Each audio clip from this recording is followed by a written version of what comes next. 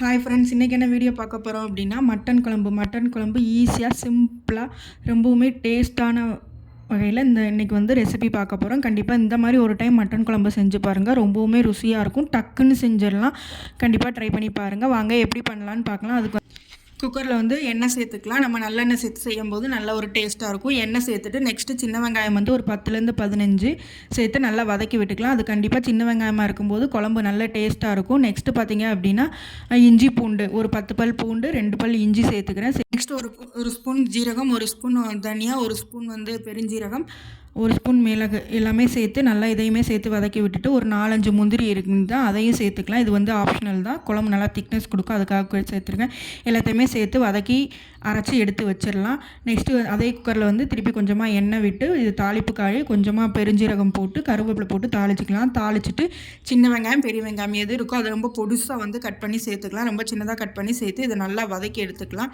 நல்லா வதங்கினதுக்கப்புறம் இதில் வந்து நம்ம என்ன சேர்க்க போகிறோம் அப்படின்னா தக்காளி ஒரே ஒரு தக்காளி வந்து சேர்த்துக்கலாம். மோஸ்ட்லி நான்வெஜ்ஜுக்கு தக்காளி சேர்க்குறவங்க சேர்த்துக்கலாம், ஒவ்வொருத்தவங்க சேர்க்க மாட்டாங்க. சேர்க்காதவங்க ஸ்கிப் பண்ணிக்கலாம். பட் சேர்த்து செய்யும்போது நல்லாவே டேஸ்ட் இருக்கும்.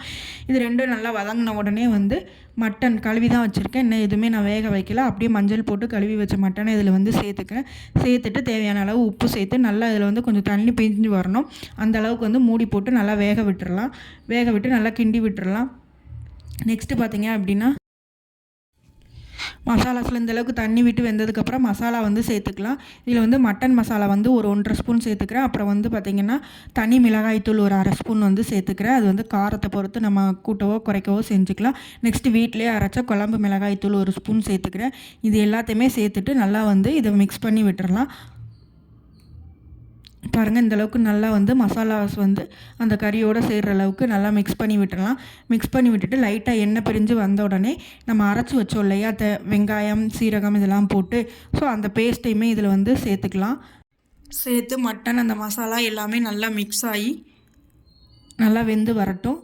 இப்போ தேவையான அளவு தண்ணி ஊற்றிடலாம். தண்ணி ஊற்றிட்டு இப்போ விசில் மட்டன் வேகிற அளவுக்கும் கிரேவி அளவுக்கும் பார்த்து தண்ணி விட்டுட்டு தேவையான அளவு உப்பு செக் பண்ணி பார்த்துட்டு உப்பும் சேர்த்துட்டு கடைசியாக கொத்தமல்லி தூவி இதை வந்து நம்ம விசில் போட்டுடலாம். மட்டன் வேகிற அளவுக்கான விசில் நான் வந்து ஒரு 7 விசில் விட்டேன். அப்போ தான் கொஞ்சம் நல்லா வெந்து வரும் அப்படிங்கிறதுனால.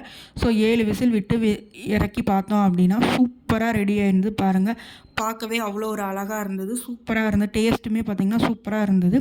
டக்குன்னு செஞ்சிடலாம் இந்த குழம்பு, மட்டன் குழம்பு. இந்த வாரம் கண்டிப்பாக மட்டன் எடுத்தீங்க அப்படின்னா கண்டிப்பாக இந்த மாதிரி ஒரு டைம் செஞ்சு பாருங்கள். நல்லாவே டேஸ்ட்டாக இருந்தது, டைமும் மிச்சமாக இருந்தது. தேங்க்யூ.